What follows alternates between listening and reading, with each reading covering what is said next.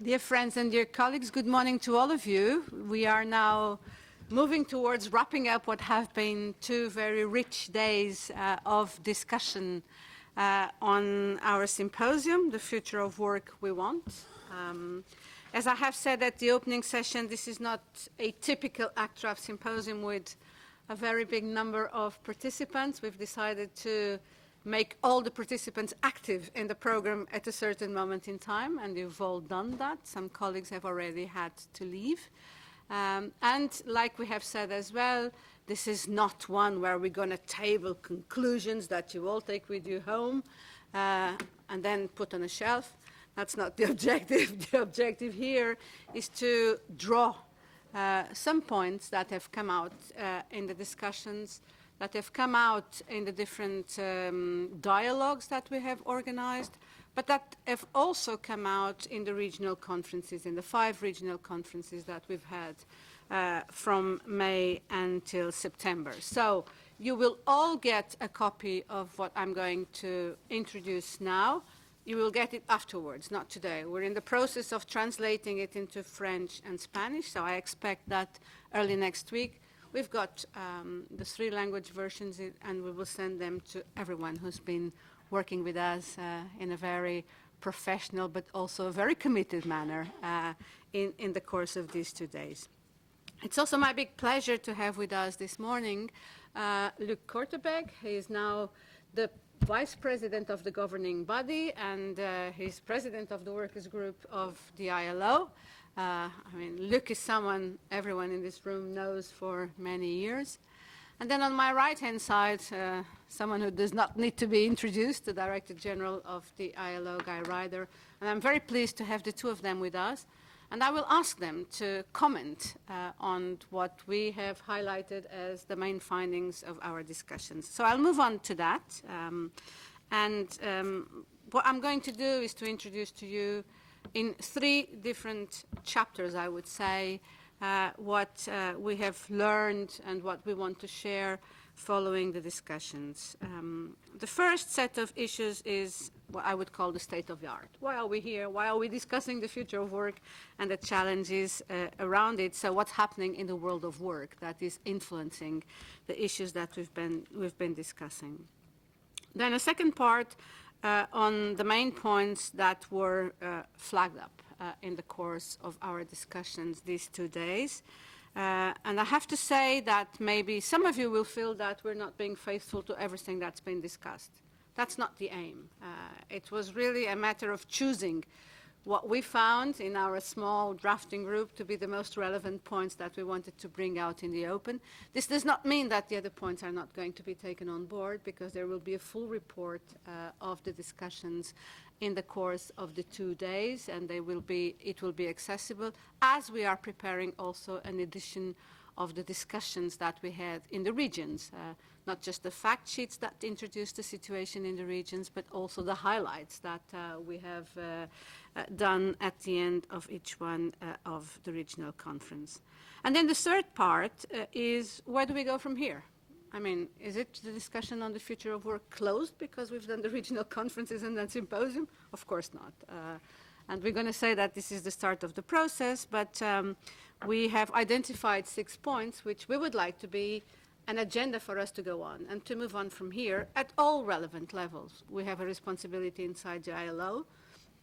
You have a responsibility in your own national organizations if we're talking about the trade union leaders present, but also the academics that have been with us have a specific responsibility regarding what they can do in their capacity to influence and to move the agendas where they are present as well. And I'm still looking for our Undersecretary of State from Uruguay with us.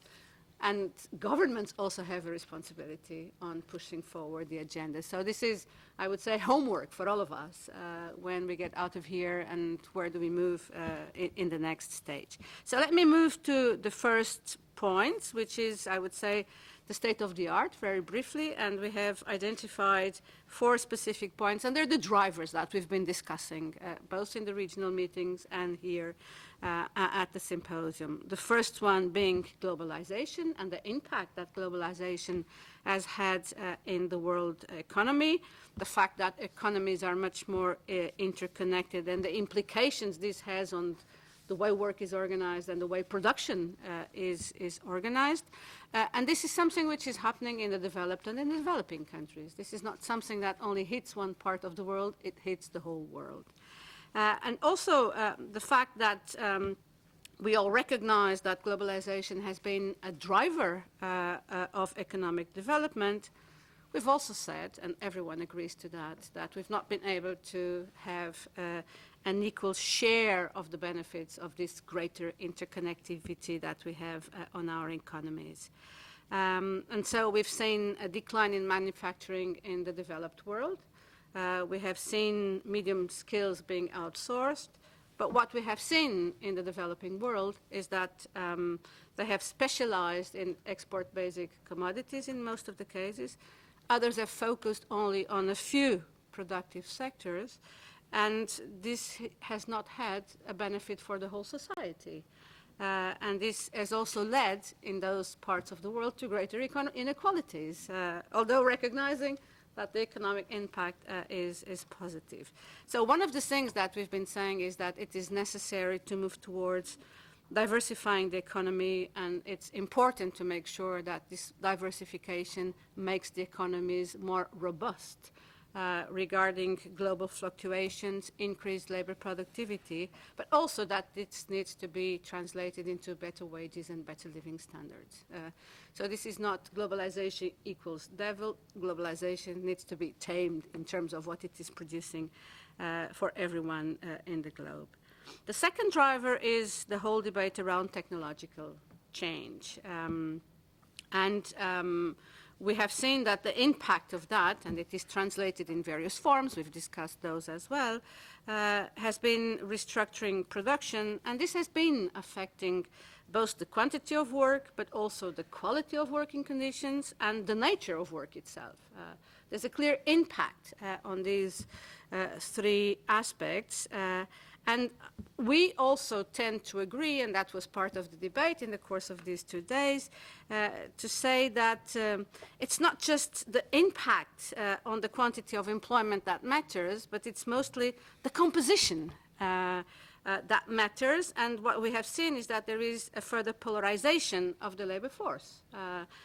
And this polarization has a very negative impact, for instance, on gender equality. I would say it has promoted gender inequalities instead of gender equality.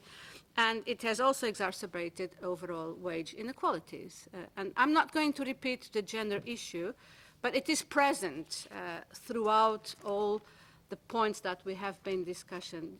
There is a clear gender dimension in this debate on the future of work, and it needs to be addressed with all its merit, and it needs to be taken up as one of the main important issues that we need to do in terms of how do we move from here. The third driver is linked with, shrinking in population in the developed world and also in parts of the developing world, but also the fact that we have seen a rapid population growth in many parts of the world, which can be positive in itself, but what it's a problem is the fact that you've got an increase of 40 million additional workers entering into the labor force every year, and they don't have jobs for them. So how do we handle also this driver? And the fourth and the last one is the whole debate around the environment, which also needs to be taken into consideration in all these discussions. We have seen that industrialization in many parts of the world, and I'm not talking about the Paris Agreement and all the rest, but we have seen that industrialization in many parts of the world, and the fact that the population is also expanding in many parts of the world has led to an environmental degradation, and it has led to a very dangerous warming of the planet. And we see that every day on events that we see every day across the globe. And so the consequences that this is going to have and is having already in the world of work and in the livelihoods of the global population also have to be addressed in our discussions on the future of work. So I think one of the first things we can say is that addressing the challenges around the future of work is not something that anyone can ignore. And the timing of this initiative is also crucial in the sense that it has an impact, whatever decisions are taken in that regard, it will have an impact in the quality of our democracies. And we heard that in our first special dialogue on politics. And it will have an impact on the current multilateral processes, and it will influence positively or negatively the trends and the drivers that we have been discussing over the course of these 2 days. So this is not something that trade unions and workers' organizations can address as a plus to what they do. It's something that needs to be an integral part of the reflection and of the action of workers' organizations on their daily activities. And they also have to look more seriously at the larger macroeconomic and social developments that influence the world of work. So looking at it just from a micro perspective is no longer enough. There's got to be the wider capacity to look at all these elements from a macro perspective as well. So what we've done at the symposium and at the regional conferences is to see how, from a workers' perspective, we frame this future of work debate. We have all understood that the situation is not the same in every country and in every region. It's a very heterogeneous situation, and that needs to be taken into account. But that should not prevent us from discussing with governments, with the social partners, and with the ILO, how can we make sure that the way forward is one that promotes social justice and that promotes the rights of working men and working women. And these were, I would say, the shared drivers that we've been discussing and the rationale that allowed us to start and move into the dialogues. Now, the main points that we have selected, and as I say, you probably don't agree with all of them, but that's life. But we have gone to 4 main points. And in each one of these main points, there are a lot of things that can be brought in the way we handle those main points. I think one first thing to say, and that again we could see in our discussions, is that it's not just academics or government representatives that are clearly aware of the scope of the challenges that lie ahead in terms of what needs to be done, but that workers' organizations are very much aware of those challenges as well. And they're very much aware of the fact that they need to address those challenges in their capacity and in their interaction as social partner.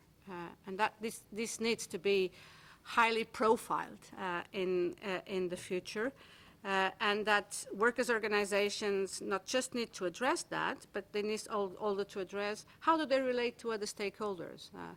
I mean, there was not a big debate on the wider civil society, but that's part of the discussions as well.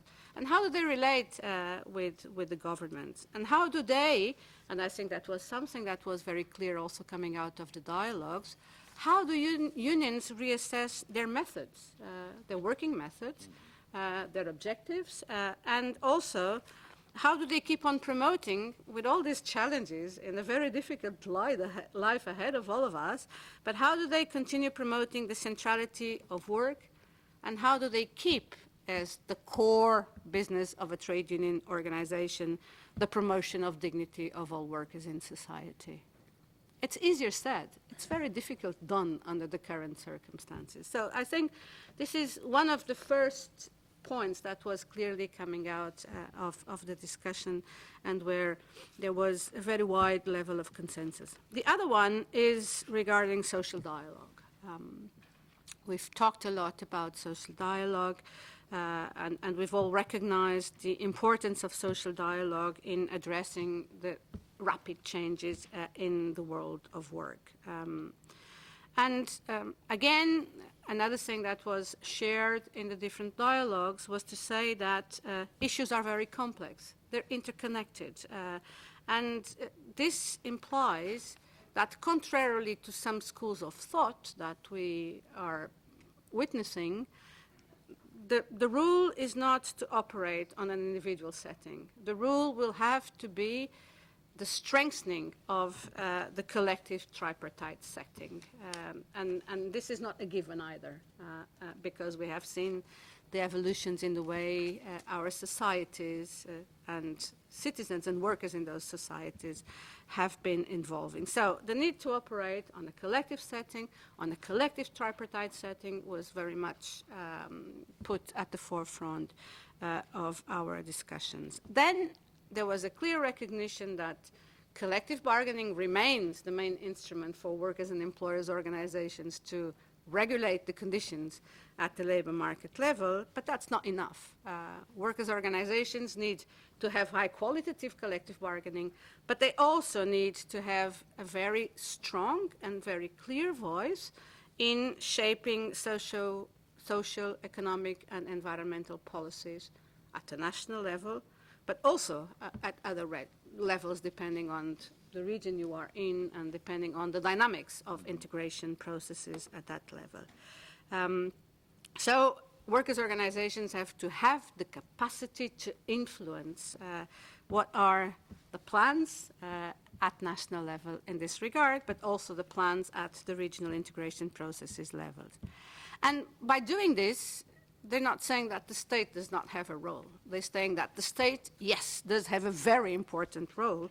And the important role of the state in this regard is not just to create the conditions for that dialogue to exist, but also to guarantee that workers' organizations have access to information, have access to consultation, have access to participation in those processes, and that the state must abide by existing national and international regulations. They need to protect, via those regulations, labor rights, but they need to do something more.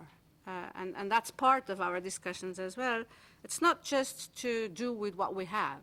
It's also to see where do we need to extend national regulation. And that's something which also came out in our discussions very clearly. The other point that was discussed was the advancement of technological innovation. And this is a very important point as well.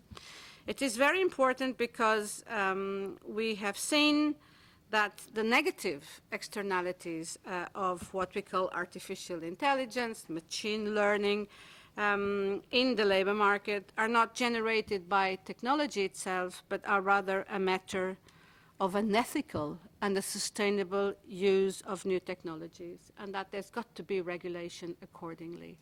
And I think that this is something that came out in our discussions and how we move forward this ethical use of technologies, and how do we make its use sustainable, and at the same time, how do we make sure that there is regulation that needs to be put in place for that, coming out of all this discussion. But having said that, I think that it came out also as a very strong concern by all participants, the whole debate around automation and the digital economy.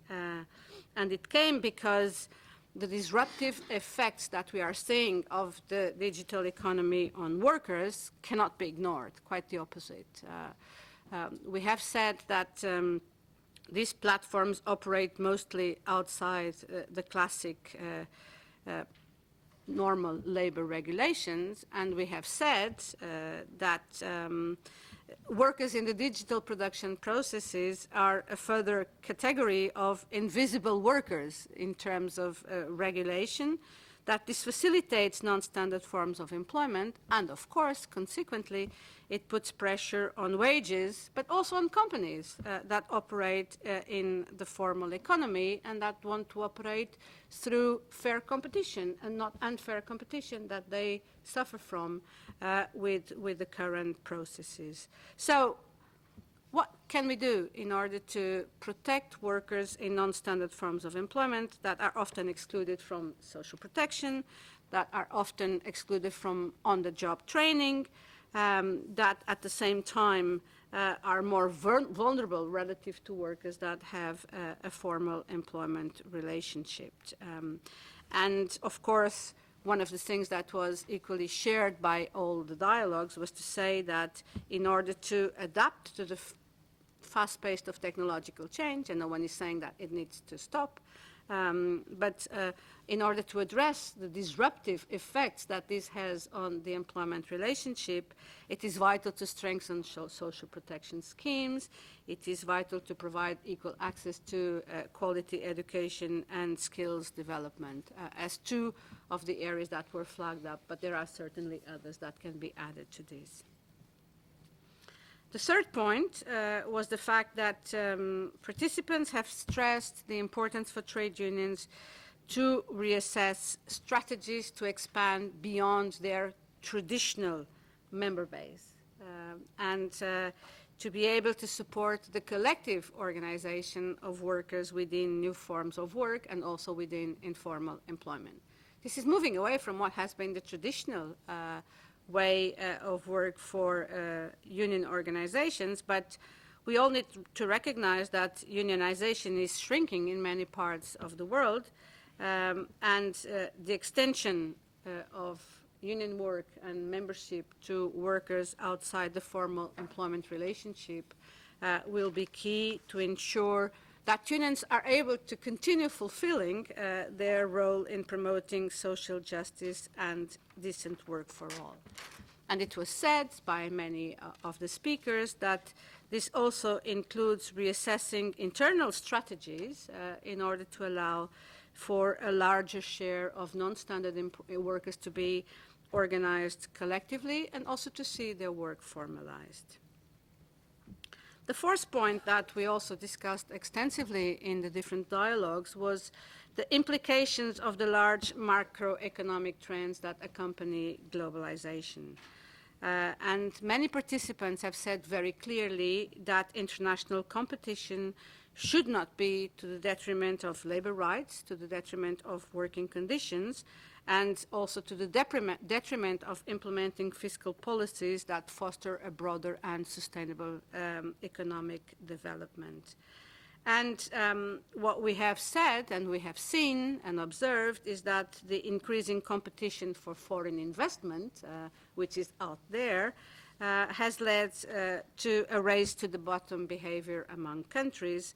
And this is putting pressure on labor standards and on union representation, because the main aim is to accommodate foreign investors and not to take care of how these investments will have to be developed at the national level.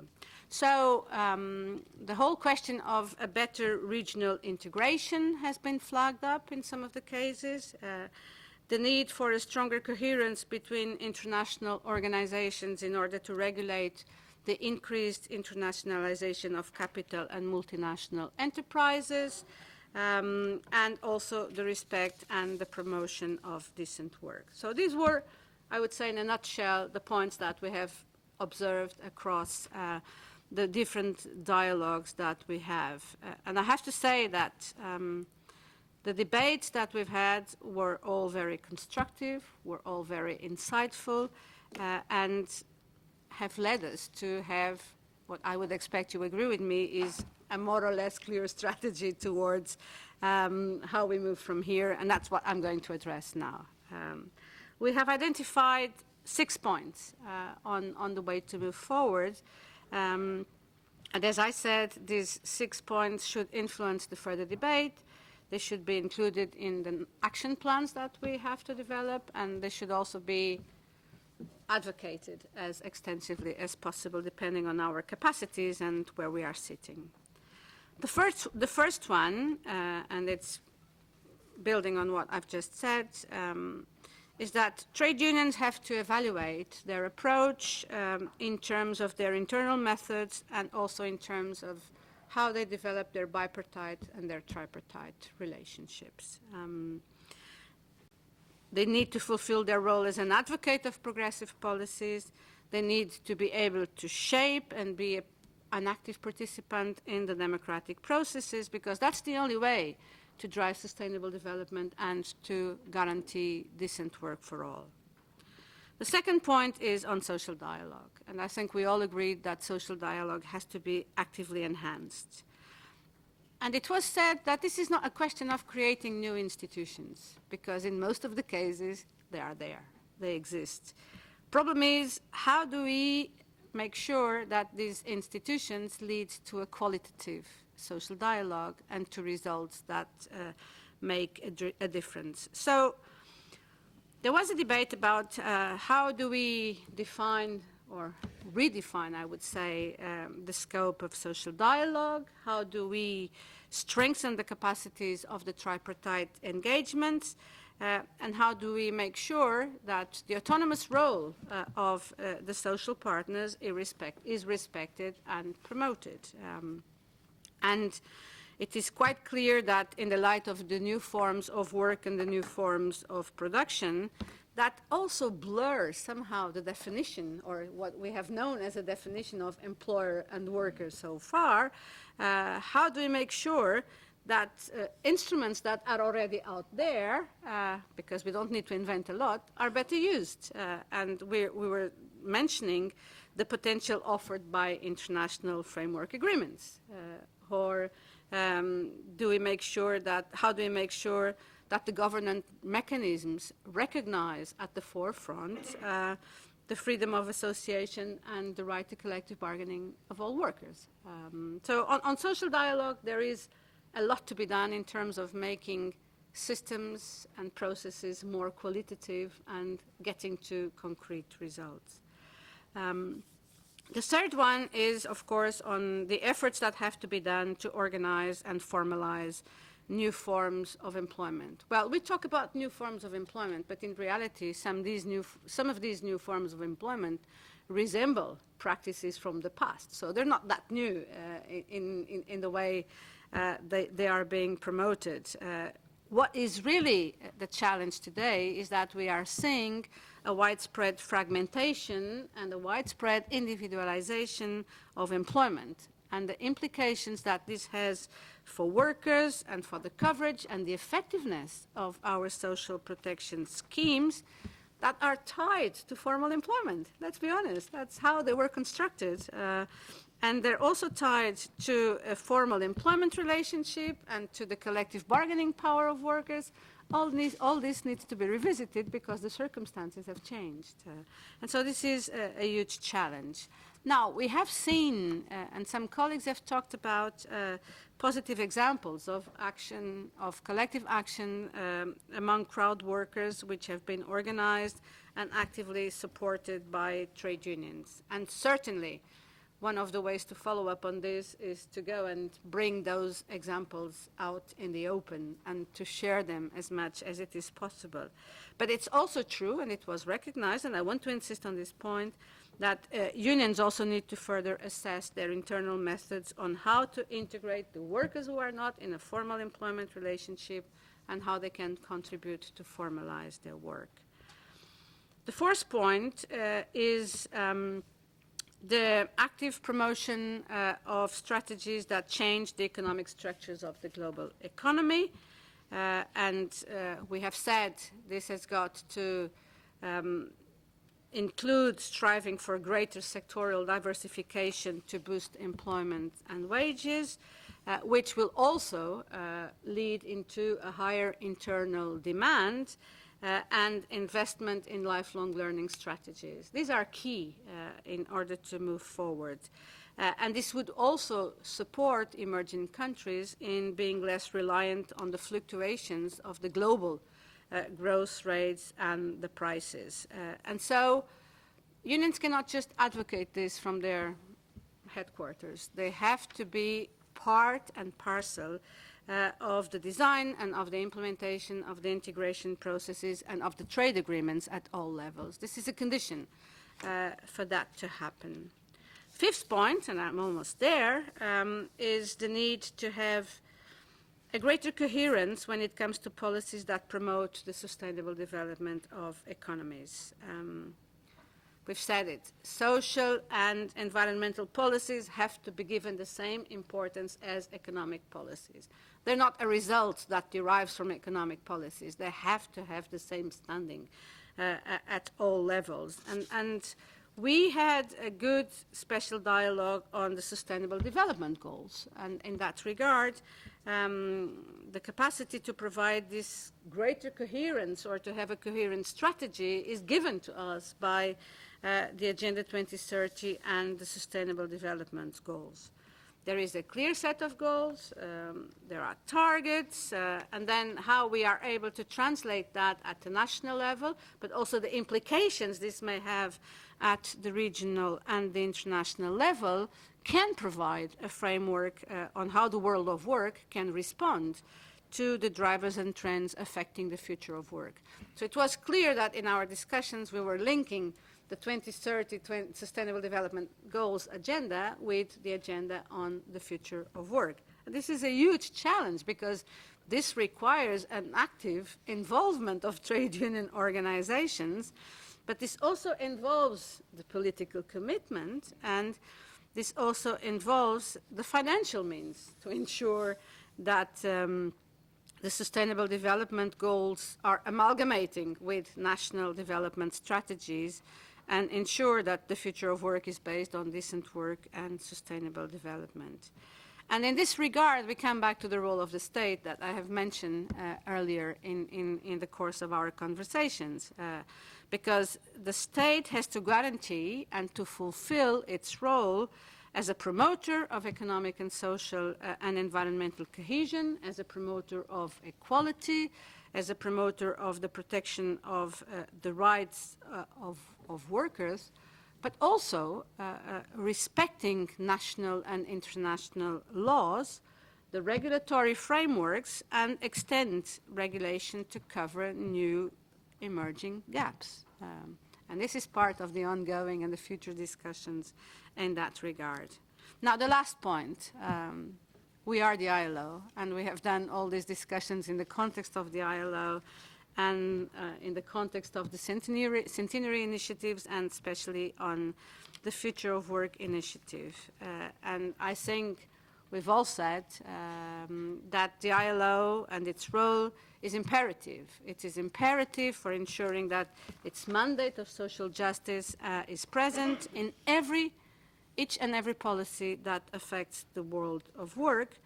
And of course, this includes upholding existing standards, but also addressing potential gaps in the regulatory framework. And of course, the ILO has a specific responsibility regarding regulation, but it also has a specific responsibility in strengthening the compliance with international labor standards and the promotion of social protection and social dialogue. So we also have to do our homework in this regard and to continue promoting this agenda.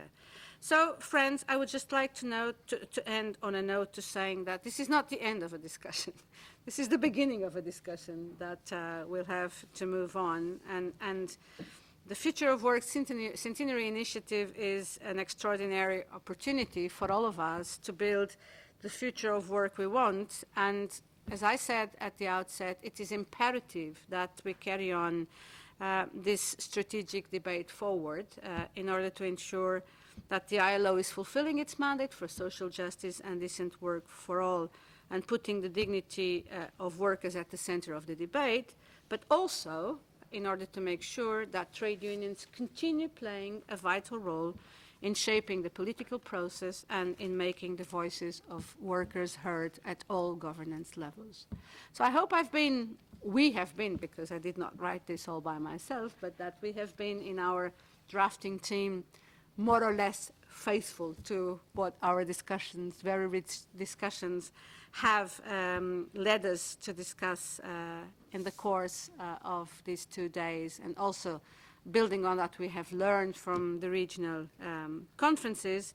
And I would now like to turn to our 2 guests. I would like to turn first to Luc and ask him, does this make sense? Is this an agenda? Is this an agenda that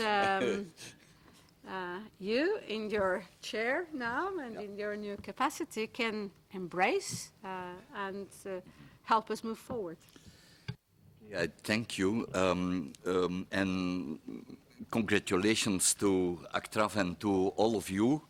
for your discussions and your analysis, and also for the 6 points in moving forward. They are a very important and very interesting input for us, also in the work that will follow in the Global Commission. I want to give some comments. I will tell you now, Director General, of course I will speak in my own capacity and not in the name of the governing body of the ILO. I have to be careful because there are different roles, but I can tell you that I'm not someone different than before. Let me turn to the analysis. And of course, the new technologies with the digitalization, robotics, artificial intelligence, these are important, but we have to see them, we have to look to them in a global context. And so this discussion about the future of work reaches us in times where certainties disappear or disappeared. Following the ILO Index 2015-2016, there's an overall strong rise of social turmoil. Middle classes have a sense of no longer belonging to a society in progress. Multiculturalism is felt as a menace and not as an enrichment. And a lot of people, 201 million, are without a job, and we know the facts and reality of underemployment. We know the precarious and informal work is rising. And so you have some frustration in societies, you have some helplessness and anger, and that's ventilated by social media, and these are stepping stones, in fact, to populism, to nationalism, to protectionism. And globalization was a positive trigger in countries and subregions who regulated it. But the overwhelming policy of non-regulation left us with disastrous effects. And this shockwave is reaching us, and it reached us already, but it is reaching us more now. And our societies, I think, are paying a high price for it. And this is the problem, that this is the bottom, the ground on which the future of work is sown. And the international political, economic and social community cannot make the same mistake again. The future of work has to be a regulated one. And also I think that we have to look to the future of work in a broad perspective. I'm always speaking about 7 challenges. Maybe it are 8 or 10 or 11. But okay, we have, of course, the effect of the new technologies. And I think we do not have to fight against the new technologies. It makes no sense. And they can be helpful in eradicating precarious work.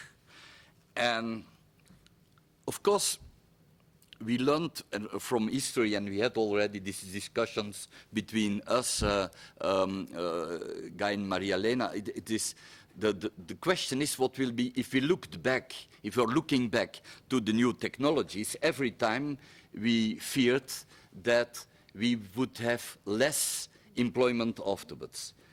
We had a lot of transition, and we had a lot of problems with transition. But now the problem is that we are not sure at all in which direction, but it will affect us. It will affect, and it will affect middle-skilled people and in our workers' group. So, but we we have to be honest, we do not know. We know that there will be, that we will have to work with the fragmentation, with different forms of labor markets, the e-platforms, the crowd businesses, and so on. So that's one. I want to add a second one, and that's the need for jobs. We need jobs.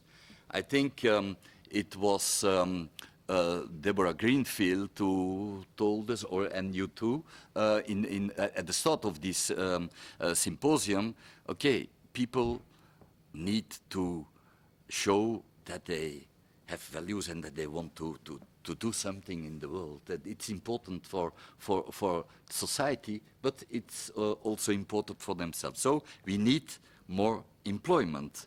But who will work for this? Which policy has to be followed to come to this?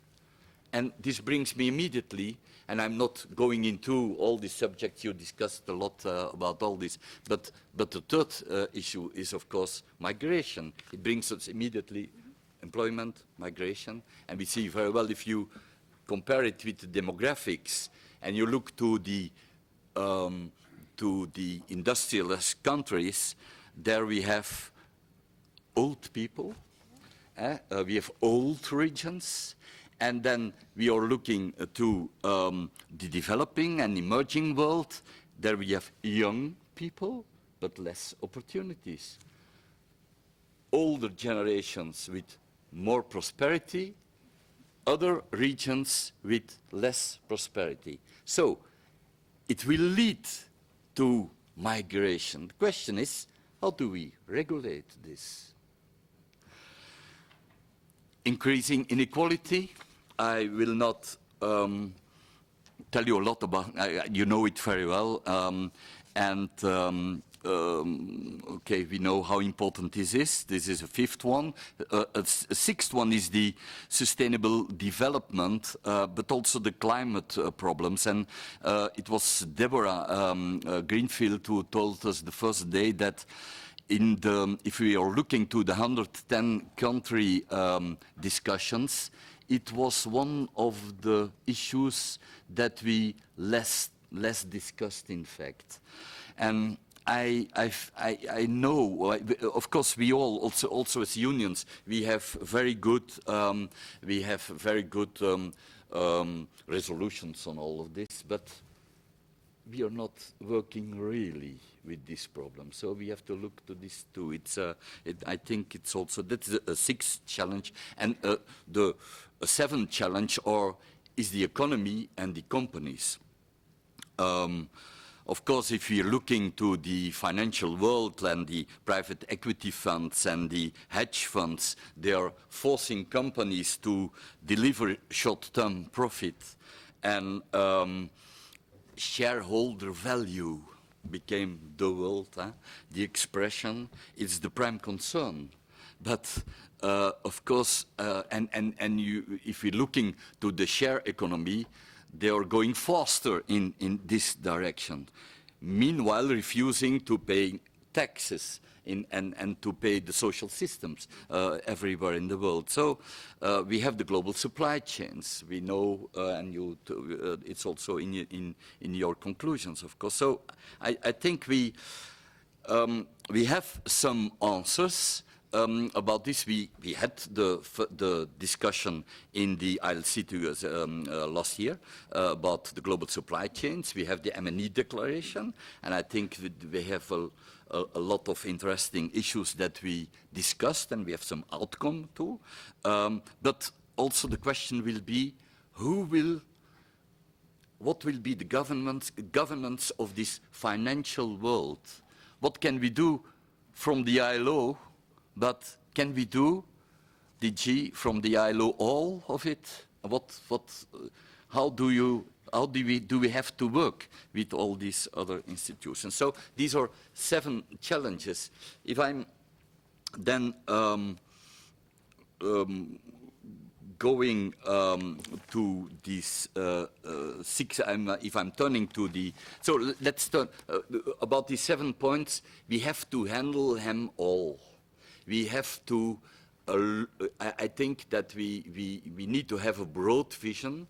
It doesn't facilitate the work, of course, but I think we need to do it, to go for a broad vision. And if I'm looking to different, but maybe certainly you can tell us more, Guy, but I think that if I'm looking to the work of, there's no international institution at this moment that's not discussing the future of work. But the most of them, they're only speaking about technology, digitalization, and so on. And I think the added value coming from us could be that we would speak about all these issues. So then I'm turning Maria Helena to your six points and to your 6 points. So trade unions have to evaluate, that's the first point, their approach in terms of internal methods. And now I'm one who worked in the union challenges or act. Mostly the people with better situations. Understand this. The people in the public sector. What will we do with working in minor statutes? In fact, working for the public sector, but coming from the private and working in the private sector. In fact, they are in competition with what we call the real public sector. How do we organize them? It's a difficult question. What will be our attitude to people who are bogus independents, or people engaged by e-platforms, compared with the people with the standard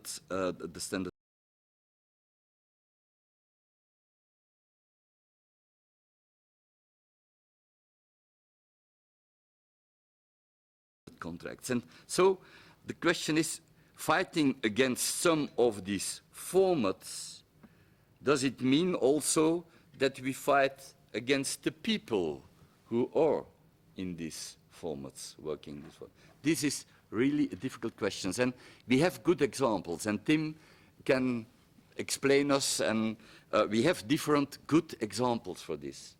But it is not generalized, and we have to look to all of this. How do we organize these people, how we take them up, and how do we bring them in normal or in more protected systems? We will not avoid the evolutions, and or be prepared for this, and I know already how it works. Okay, but are they paying the same contributions as we? They're not paying the same contributions. Of course, they cannot pay the same contributions. Are we open to these discussions? This is really internal union thinking and union work. We have to really to discuss it within our organizations. If we want to play a role in the new bipartite and tripartite relationship, we have to think about this. Not only thinking, but also acting. Secondly, social dialogue has to be actively enhanced, and of course we have the institutions, and that's what you mentioned. We have the institutions, but okay, we have.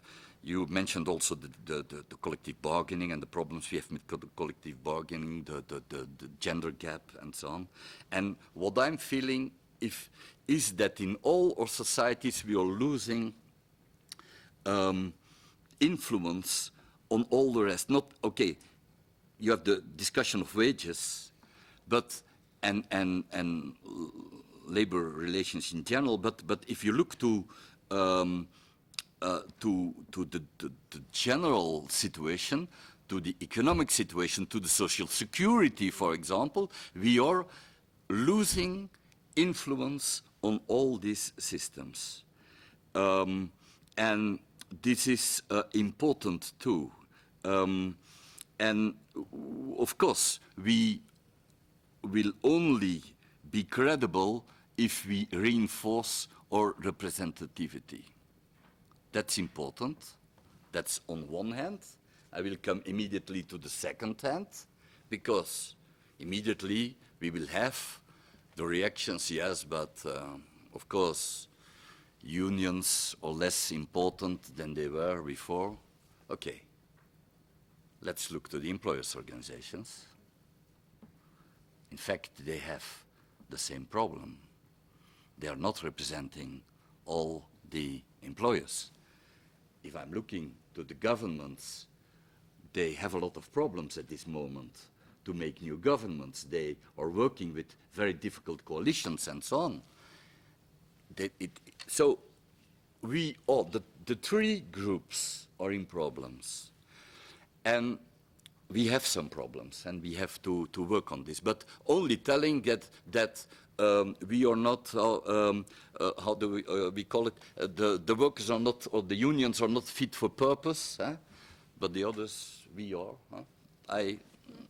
So we have to, and then then I have some upcoming pain in my stomach if I hear some ideas as tripartite plus. Of course, we have issues where some NGOs are better in than we. That's true. We need to work with them. That's true too. But the question is how to, there is a difference between a social partner making an agreement and being responsible for this agreement towards employers, towards the workers. That's an engagement, that's a commitment, that's different than NGOs have to do. So, okay, cooperation, yes, but the role of workers and employers will remain important also in the bipartism, tripartism of the future. So it's a second one, the second point of view. Difficult to organize the new methods of work. Of course, how will we regulate these new forms of employment? But we have to do it, that's for sure. And there, I will look immediately to the DG. What we need to, I think it will be also one of the points of the next discussion. But I think if, okay, I was union worker and leader, and we are working in our all day. We have to be feed. We have to be feeded. We have to be by who can do it better than the ILO.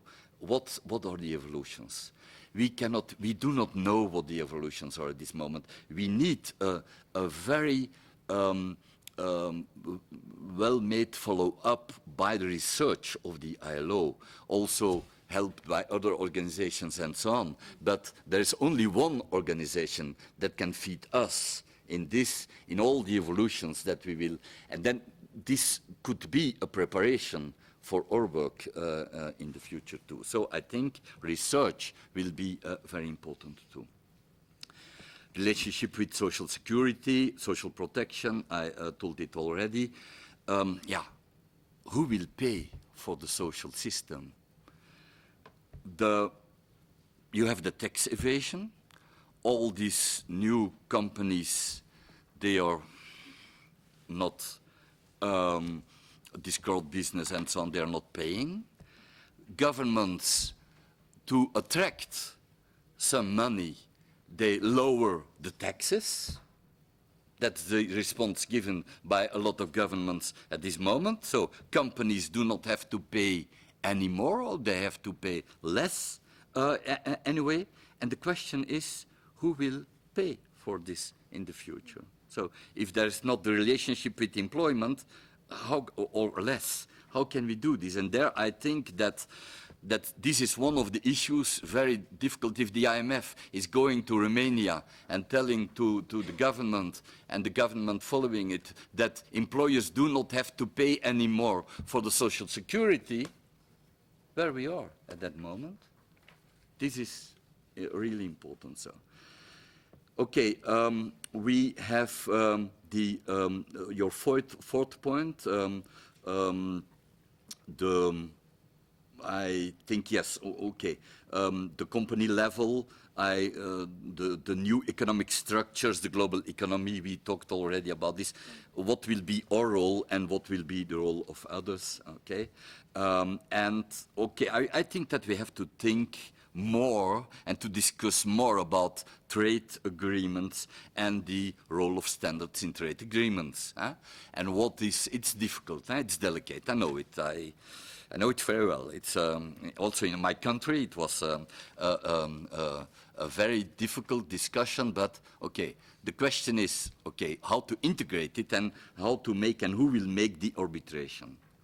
Sustainable development, very important. I spoke already about the climate change and that we have to play a more specific role in this as unions too, I think. And also you made the relationship in your point 5 with the social development goals. Very well, very good, very important. But my feeling is that unions, workers in general, do not feel where their place is in this discussion. Where are we at national level? Where are we at regional or at international level in this? Here we can have the discussion in the ILO, but for the rest I do not see it. It's not translated. Also in countries who have the method already of social dialogue, I do not see that this is discussed with social partners. So, okay, sustainable development. And then 6, the role of the ILO, the standards, the policy, and let's, okay, and there, I talked already too long, but we have, I do not think that we have to rethink the Constitution. I do not think that we have to remake the declarations. The Declaration of Philadelphia, for example, as one of the beautiful examples. Look to this. It could be written for these times, for all times. The question is how we translate it. What can we do with our methods, with the standards? What do we have to change some of them?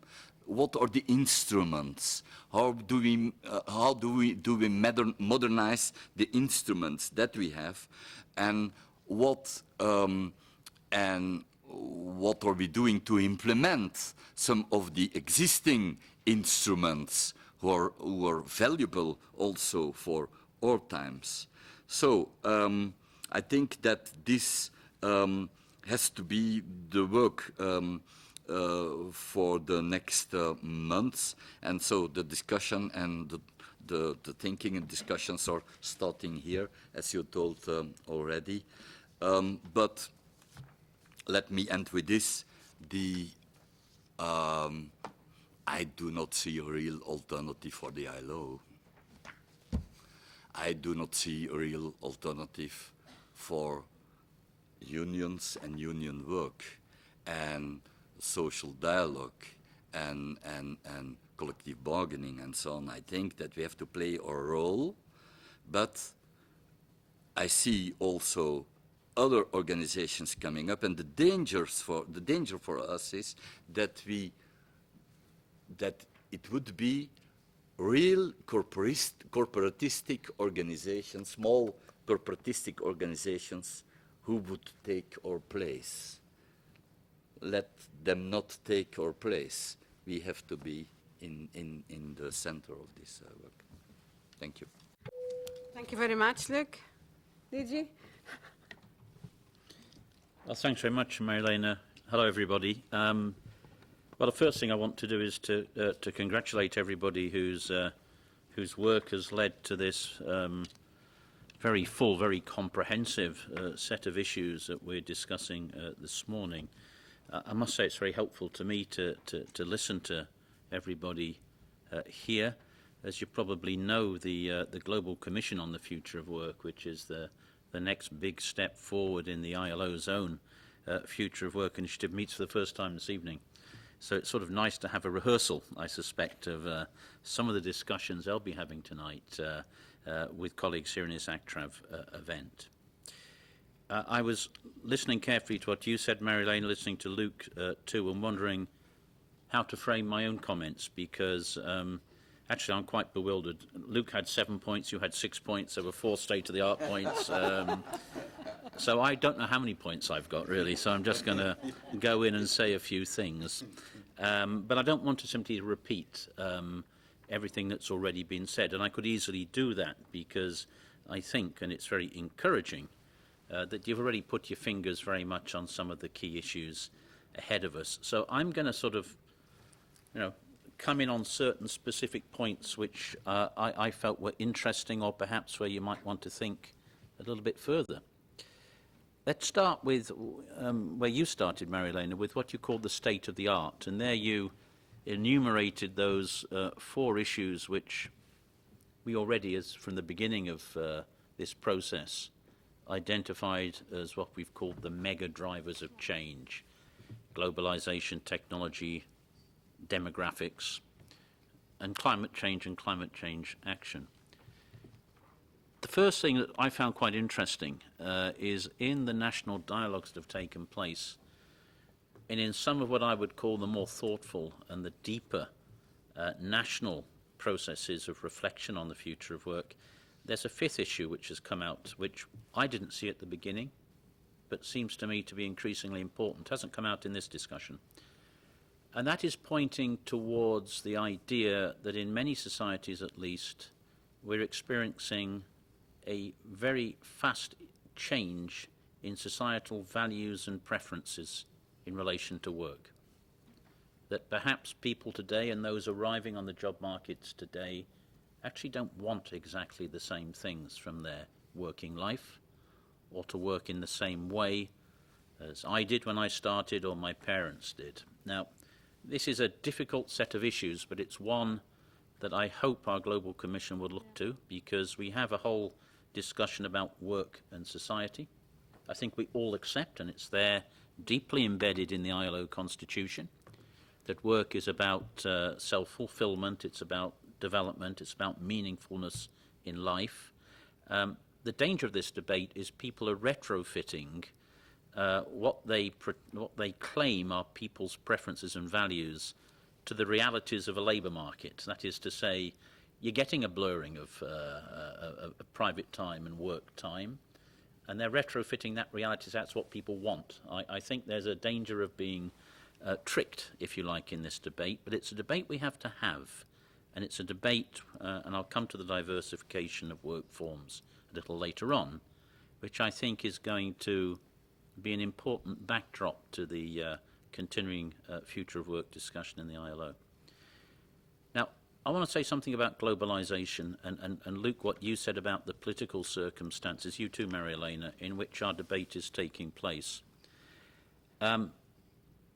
We all understand, I think, very, very well, that the dynamics of globalization are a very important conditioner of the future of work. And I suppose whether we have liked it or have disliked it, and there's been a bit of each, I think we've all assumed for the last, 3 decades or more, that globalization, and probably deepening globalization, was going to be a given for the future of work, for the foreseeable future.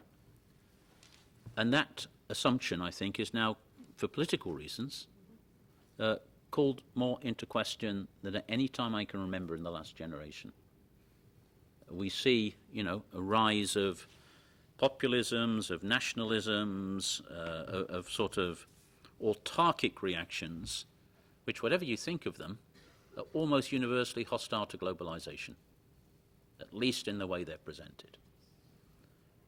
And that's an interesting point for trade unions, because whilst I think we are deeply worried about some of the manifestations, many of the manifestations of populism and current political discourse, I think we have to acknowledge they have in their origin some of the same critiques that trade unions have made of globalization. And there, I think trade unions have a difficult job to do, particularly in respect of trade, of working out precisely what we want to say. Now, I know what the headline answer is. We want a fairer globalisation. We don't want to stop globalisation. That's always been the line. But we're going to have to work out very, very carefully what we think the correct forward path of globalisation should be.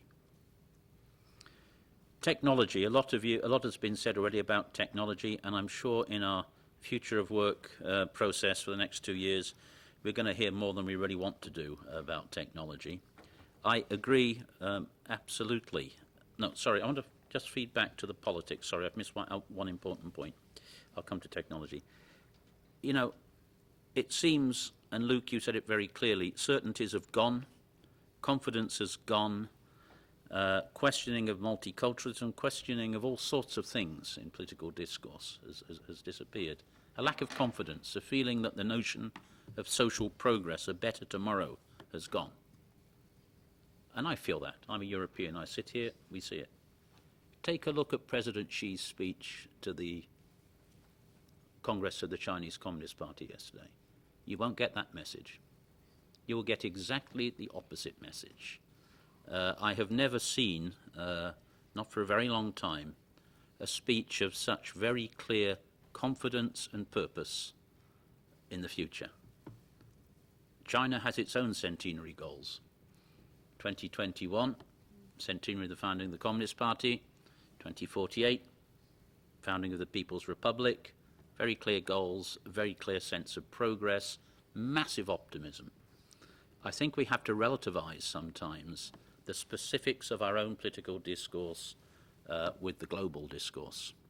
And one of the great challenges of our future of work reflection will be making sure that it is universally applicable and relevant. I just wanted to make that point in parenthesis. Back to technologies. I agree fundamentally what has been said about making sure that the necessary focus on technologies does not crowd out all other issues as we look at the future of work. There is this tendency to rush towards what we have called technological determinism. That is to say that the onward march of technology is going to decide more or less everything, and we'll just be passengers in the process of technological change. That's wrong, and I agree with what has been said about, in the first place, not believing we can just stand in the path of technology, but managing technologies, handling technologies in ways which mean that we can extract the maximum benefits from technological innovation, and they are self-evident benefits, but at the same time handle the negatives, which are equally evident. So we do have to place technological innovation in the wider context, as we have been urged to do. In the same line of thinking, if we reduce the discussion on technology to how many jobs are going to be created, how many are going to be destroyed, the Schumpeter equation of creative destruction, we'll miss the major point. Now, that's a very important point, the quantitative dimension, but I think there is a much more important qualitative dimension to the discussion. That has not only to do with the distributional aspects of the benefits and costs of technological innovation, but it has also to do with the capacity which a new wave, call it the fourth industrial revolution, if you please, the capacity that it has by the nature of the technologies involved to transform the way in which work is done. Now, we are seeing, and this brings me to the point of diversification of work forms. We know very well, and for quite a long time now, that there is a growing diversification of the ways in which work is undertaken. Now, let's not forget that a very high proportion of the world's workforce operates in conditions of informality, too often forgotten as we look to the future, but that's a massive challenge for the future of work. But yes, we're seeing, and this attracts enormous attention, the growth of the platform or the gig or the shared economy, call it what you will, but at the same time we're seeing a growth of different types of part-time, temporary work, subcontracted work, agency work, 0 hours contracts, mini jobs. there's such a long list of vocabulary involved that it's sometimes difficult to grasp it all. Now, this has been the subject of debate in the ILO, not just for the last couple of years. It's been a subject of debate for a number of decades in the ILO. Look back to the record of adoption of international labour standards back in the 80s and the 90s. We had the adoption, of course, of the Convention on Private Fee-Paying Work Agencies, but we also had the adoption of conventions on home working, on part-time working. We failed in the attempt to adopt a convention on contract work. This is not perhaps as new a discussion as we might believe, but I do believe it's reached a new point in the discussion. By the way, it's interesting that whilst the Convention on Employment Agencies has received a respectable number of ratifications, those on part-time work and home working have not. And one might speculate why that is the case. But let me turn to the current state of that debate. I'm going to be very honest with you. I think the debate in the ILO on diversification of work forms has been largely a lost opportunity, rather a non-meeting of minds. It's boiled down to something, and I'm going to caricature to make my point. It's sometimes boiled down to the following. An employers group saying diversification of work forms is good, it offers opportunity, it offers freedom, it offers new opportunities to reconcile professional with private responsibilities, it's part of modernity. Yes, enterprises need it as well, but there are wider social benefits and advantages to be harvested. So they've pretty much got their foot on the accelerator on this one. At times, I think trade unions have been sort of corralled into a position of saying the only way to ensure job quality, decent work, is to reinstate the, let's call it the standard employment form, as the only acceptable option. It's a bit like putting the genie back in the bottle. And they point, and quite rightly, you point to the fact, and it's something we have documented, and we've been criticised for it. We have documented the very clear empirical evidence of the disadvantages accruing to workers of being in part-time work, of being in temporary employment situations. Deficits in terms of wage penalties, deficits in terms of access to social protection, deficits in terms of training possibilities, deficits in terms of career development. But we haven't really had much of a meeting between those two positions, and I think we need to have it. I think we need to have it. And as I read, again, the more thoughtful, the more profound approaches to the future of work, there is a real attempt by some, you might not agree with what they say, to try to square this circle, to say that if we're going to live in a future where work is undertaken in more diverse settings and in more diverse institutional frameworks, there's an attempt to define the types of institutions, the types of legislation, the types of regulation, Luke, you referred to the need for regulation, that would be required to ensure that diverse forms of work do not carry with them the penalties in terms of decent work conditions that we see today. And I could quote a couple of examples, but I won't because it would probably be unhelpful to you. But we do see serious discussion about the need to create, in law, new employment status categories, dependent contractors, for example, and all the rest of it.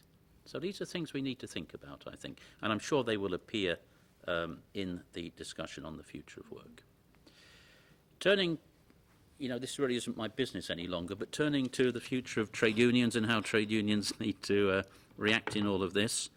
When I was in a position to say something about these things, when I was working in the trade union movement, I often slipped into my speeches the thought that for organisations dedicated to changing the world, trade unions weren't always that good at changing themselves. I meant it as a calculated provocation, It still is, really. And I think it's true. I think it has the merit of being true. And it's very difficult to change. And Luke, you've talked it at greater length than I'm going to about the difficulties involved. Particularly difficult to change when you're under pressure. You feel under attack. You're under criticism. You know, the tendency is to dig your heels in and just, you know, keep on going, because that's how life is. I really understand that. It's been my personal experience as well. But there are tough questions out there, and I think trade unions will benefit by embracing the types of challenges that have been identified. You know, extending membership bases, looking to the new work forms, that difficult challenge of organising in sectors and forms of work that we don't like the existence of itself. It's a bit of a dilemma. From there, social dialogue. You know, it's almost axiomatic. You would be sort of shown the exit door if anybody in the ILO said we don't believe in social dialogue and strengthening it. Of course we do. Yes, most of the time institutions are in place, not always, or if they are, they're not used properly. It's how to give form and substance and consequence to social dialogue. You know, I think that one of the best arguments in favour of social dialogue is not the raw principles that the ILO sometimes just pronounces as saying social dialogue is by definition a good thing. It's to show it works. It's to demonstrate and showcase and highlight the achievements of social dialogue. And these aren't imaginary. You look at the record of the 2008 crisis, those countries, or if you want to go back further, the Asian crisis in '97, those countries who came out better were those who had strong institutions, mechanisms of social dialogue. You know, people will judge us, and I think it's true of society in general, on the basis of the results we're able to achieve.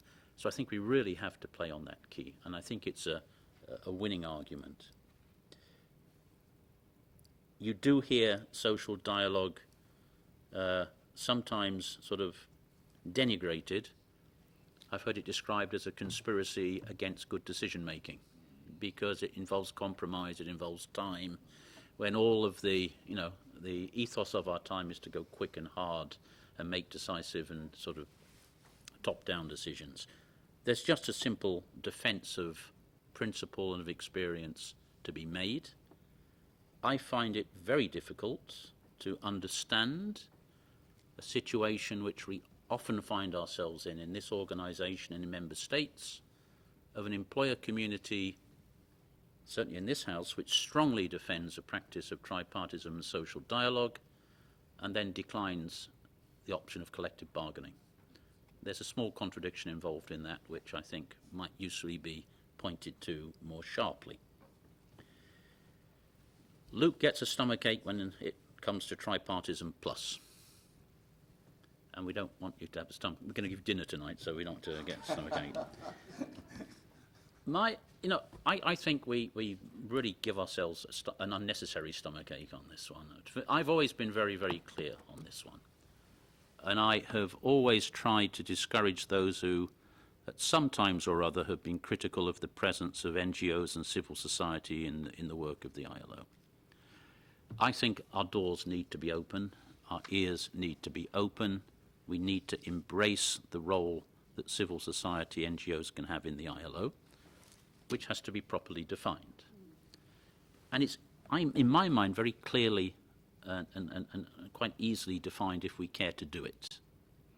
And I depart from Luke's fundamental point that the social partners, membership-based organisations of workers and employers, by definition, hold the representative mandate for working people and employers. When I hear NGO speakers, as they sometimes do, say, I represent, you know, all of a category of people who they claim to represent, I sort of wince. Where does the claim to representation come from? Just the virtue of the merits of my discourse? Is it self-awarded? There is no representative mandate. So the representative mandate, and thereby the involvement of workers and employers organisations in tripartite decision-making in this organisation and elsewhere, to my mind, is unchallenged and unchallengeable. That good decision-making, good tripartite decision-making can be informed and supported by active engagement of civil society, I take to be equally self-evident. And I think we are all advantaged by going down that road. But I do take the point that if there's a lack of clarity about role and mandate, then we might get ourselves into stomachache territory, which I think is quite easily avoided. I'm coming to an end because I'm speaking too long. I'm very pleased that issues of migration and mobility came into the discussion. Luke, you mentioned it. This is one of the big stories, not only in the ILO, but in the international community for the next year. The United Nations is engaged, and I have the impression it's going to be a difficult and painful process in the elaboration of a global compact on migration, one on migration, another one on refugees. They've got until next September in the General Assembly to conclude that work. For the reasons that have been pointed out, differential demography, differential development trajectories, human mobility is going to be a big part of the future of work. And the question is, can we extract the benefits from that for the people who move and for the societies who send and receive people? Or is this going to be a constant effort to manage a crisis and a problem? We have it, I think, within our capacities to make migration a very positive part in all senses, positive for the people, positive for the societies who receive. We have the capacity to make this a positive story, but we're quite a long way from being able to do so right now, and I think we have to make major progress. I'm somewhat less negative, Luke, than you might feel about the extent to which the climate change issue has been assumed by our tripartite constituents. It is interesting, and I think Deborah was right to point it out, that in the national dialogues, climate change issues did not figure very prominently. I think that's a very fair and acute observation. My counter-observation would be as if we were having this discussion on the future of work even 10 years ago, very few people would have talked about or thought about climate change. It certainly wouldn't be one of the mega drivers of change. So we've come an awfully long way. And by the way, the trade union movement has come an awfully long way. I think you've been, from frankly feet dragging to leadership in a decade. Again, I'm not trying to make this sort of a nostalgic event, but when I was running the ICFG, we could not even endorse the Kyoto Protocol. We couldn't do it. We thought it would destroy jobs, so we weren't interested. Not the most glorious moment of our history, let me say. We've come an awfully long way. Okay, maybe it didn't come out in the national dialogues, and maybe these issues are still, being absorbed at the national level. But I would say, and the same is true of gender, Mary Helena, that side by side with the Future of Work centenary initiatives, we have centenary initiatives, a Green Initiative and the Women at Work Initiative, and they're going to feed into the Future of Work Initiative, which focus very, very carefully on climate change action and jobs, and of course the status of women, which is a whole different discussion, which I haven't got time to go into, but certainly don't wish to downplay the importance of. So, yeah, we've got a long way to go on climate change, but I think we've established, in a short space of time, remarkably strong foundations to move forward. Two last points, and then I really will not take more of your time. It is quite right to say that the ILO is not the only international organisation which is focusing on the future of work. And I was just jotting down my list of other organisations. The World Bank, you might have heard Jim Kim last week talking about automation and the effects on employment. The International Monetary Fund, the OECD, African Union, European Union, many more. Indeed, the United Nations. United Nations, has, the Secretary-General has identified the future of work of one of his so-called frontier issues, one of those issues, sort of horizon scanning issues, which the United Nations has also to address more effectively and more operationally. So what does that mean for the ILO? Should we be worried and annoyed that other people are talking about it, or should we be happy and encouraged? I'm happy and encouraged. I think we should seek to extract the fullest advantage from this much wider engagement and interest in the future of work. It does reflect just how fundamentally important these issues are in the world today. And there are 2 points to add to that feeling of encouragement and that positive reaction. The first is the ILO has got 2 comparative advantages that we must make sure we use effectively. If we don't, we'll get into trouble. The first is the simple fact that we have global membership, we are tripartite, and we have the mandate on work. I mean, these are things that nobody else can match in terms of capacity and legitimacy to do the future of work job. The second point is we got there first. I don't mean 100 years ago, although that's true, but we launched our initiative on the future of work in 2013. It's not a very long time ago, but we have been the first in line, and that has added to the other issues that I've mentioned to give the ILO both legitimacy as the leader on these issues, but also convening power. We do have, and up until this point we've been able to maintain our convening power. This is the place where the debate that matters will ultimately take place. Now, that's a situation today. There is nothing which inevitably says that will always be the case. We're going to have to fight for it, and we're going to have to show that we are, in this case, fit for purpose to be the leader on the future of work debate. And when this whole thing culminates, as it will, at the ILO conference in June 2019, we very much hope that all the rest of this international family will still be on board with what we're doing. The story will not finish in June 2019, but that's where we're aiming for at the moment. And that brings me to the last point. Luke, you said, let's not try and rewrite the Constitution, let's not reopen the Declaration of Philadelphia. I think I interpreted you correctly. And I think you have very good reasons for saying those things. Firstly, because the objectives, the values, the social justice mandate, we don't want to change it. It's our mandate. It's 100 years old. Why should it change? It's what we're about.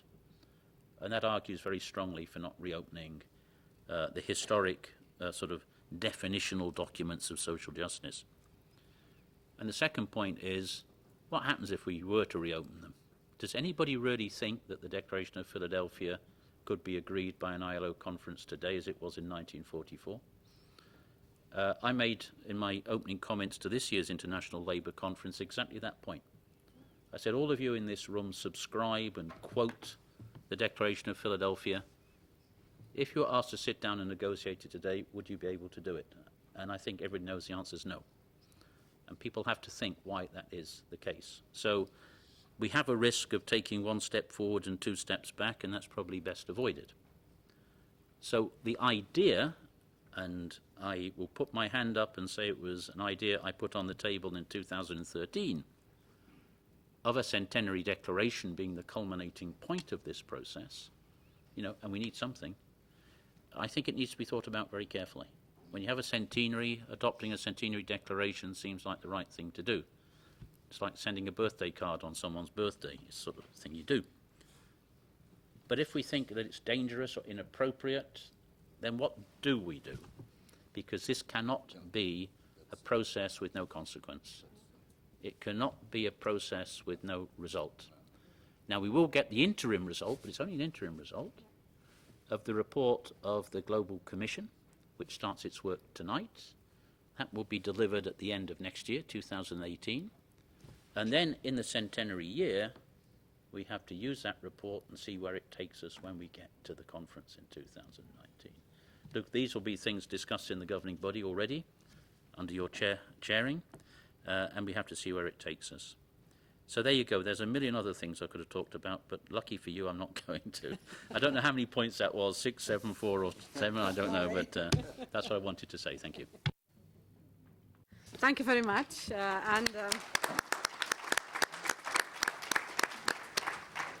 As it always happens when I'm chairing a session, we always go beyond the time that we had allocated for that session. Not your fault, but anyway, I think it's been very enlightening, all that we have been listening to. And I think that I draw out of all this discussion a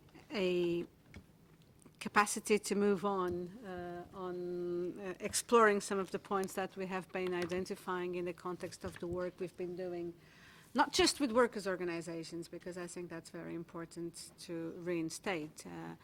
The result of our discussions has been the result of very frank, blunt, we said on the very first day, and open discussions with the academic community, with employers' organizations, with government representatives, and with trade unionists at the highest level. I think that what I've heard from Luc and what we've heard also from the DG is not in contradiction with what we've been discussing, and I wouldn't expect that to be the case. But there are nuances. There are nuances on some of the things that we have put on table.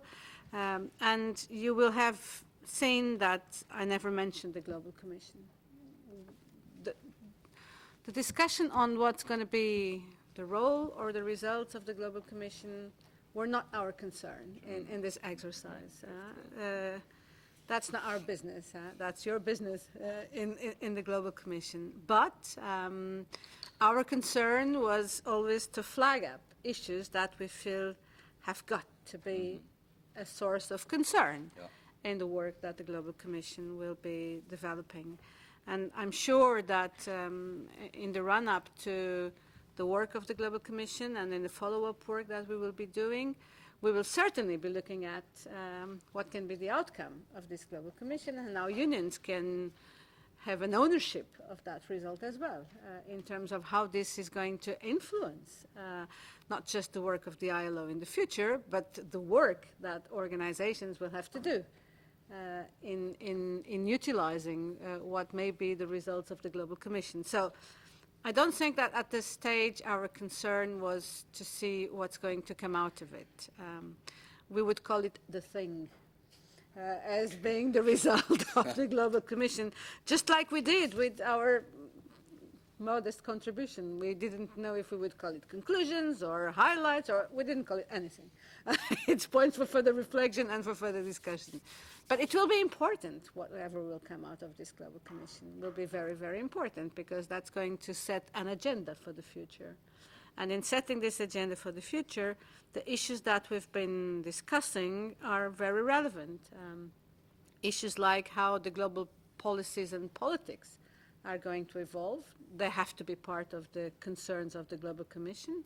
And we know that we're not living in an homogeneous world, quite the opposite. But also issues as to what are the political choices when you come to look at things like technological development, the negative impacts of globalization in the rise of populism and nationalism, which have been a source of concern and discussion in our regional meetings. But also, how do you address the rapid speed of change in the way the world of work is being organized today? And we say it's the rapid speed of change. We do not necessarily say that many of these things are completely new, because they are not. I mean, I recall in Europe discussing atypical forms of work from the early 90s already, and all the discussions of what we call today the non-standard forms of work. Well, we've been having them for many years. As you said, have we been able to address them completely? No, we haven't. Have the unions resisted many of the times? Yes, they have. So I think that the challenge today for the unions is how do you stop resisting but enter into the discussion and put the right proposals on the table, because that's got to be the way forward. And that's the challenge for the trade union organizations when we say that, okay, there is a need to look at the way unions operate. There is a need to look at the way unions are representing what I completely agree with are not necessarily the same wishes we had when we entered the labor market of the people who enter today the labor market. But there's one thing that we know people want is a certain degree of security and to know where they put their feet, where do they stand. And I think that's exactly the same situation we had when we enter the labor market. So those are the areas of concern. How, accepting that people may want to work differently, and we know that many do, how are they protected? And how can they be part of the collective voice of trade unions when pushing forward in the capacity of having a meaningful and qualitative tripartite dialogue and influencing what's the shape of the models at national level, but also on how they can also via collective bargaining supplement what can be the terms and the conditions and the guarantees for workers who work under these forms. I think that's the challenge in the end of the day. And that's what I think workers' organizations have understood, that they need to embrace as an agenda and move forward in that regard. And we will certainly continue working with that agenda at the top of our minds. Now, last thing I want to say, because we have already run over, DG, your time, and also the time we had allocated for this session, I just want to have a very quick word of thanks to all of you, to all of those that have taken an active role in these meetings, the politicians, the academics, the employers, the trade union leaders, and I think, as I said, we were able to have open, tough debates sometimes, but frank and straight to the point. I would also like to say that it has been a pleasure to involve in these discussions, and especially in the regional conferences, but also in the symposium, colleagues from the office, from other departments, and we've always done that. In the regions, we've done that with the regional offices and the directors of the regional offices, and other colleagues. But here, I would like to have a very special word of thanks to Deborah Greenfield, to Azita, who's here today with us again, Manuela Tomei, Musa Umaru, you, DG, of course. But also, I would like to have a special word of thanks to Luc. I think it's good for him to go to this commission and to this dinner tonight with all these things banging on his head, and we're not making his life easier. But I think it's good to have that, and we will always be there to put more things banging in your head if you need. And then finally, I would like really to thank my colleagues in ACTRAV, all of them, but especially to my colleagues in our small future of work team. Michael is a young researcher that joined us in March, and he has embraced this work with great enthusiasm and with great professionalism, and I thank him very much for that. Mamadou has been our communication, well, he's our communication officer, but he has been giving a lot of publicity around this, and if you go to the ACTRAV website, you will see interviews that we did with people in the regional conferences. You will see the interviews that we have done during the symposium. You're going to see soon all the documents that we have produced in the run-up to this symposium here, and I think communication and our capacity to be able to communicate well is key in the success of getting the message across in the best possible way. Anna, of course, and the other colleagues in the team, but also the colleagues who are behind the stages, the colleagues who have allowed for you to come and who are there to solve your problems whenever you need. So a big word of thanks to my colleagues from the general services. We've got Lily, Anita, Veronique here, but there are others who have been involved, and old colleagues in ACTRAV. They've all been part and parcel of what I think is a successful initiative which needs to be moved on. So I'm very proud of the work that we have been able to develop as a team. And then my final word of thanks, of course, to the interpreters that have put up with us and allowed us for having a positive work. Thank you very much. Safe trip back home, and as I said, this is not the end of the conversation, this is the start of the conversation, and I count on you. Thank you very much.